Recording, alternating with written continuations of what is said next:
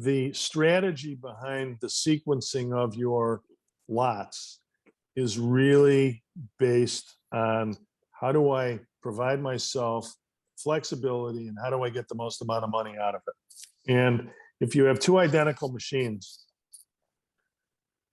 and one is a little newer than the other, I'll ask you this question, Noah. Would you sell the better one first, or would you sell the better one second? Okay, let me think for a second. I think you would sell the better one first because That's the right answer. Because theoretically you could get more money for that just based on that. Then again, and then you have fear of missing out on the second one. So even if it's not quite as good, you have fear of missing out because you didn't get the first one.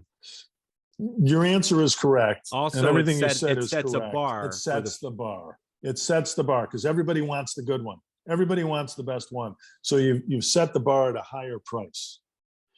And you've established that it's a high price. And then you sell the second one and people didn't get the first one. So now they have to get the second one. And they saw the first one go for a lot of money. So, and sometimes the second one brings more. That's what I'm thinking, because yeah. people go, oh, well, this is my last chance.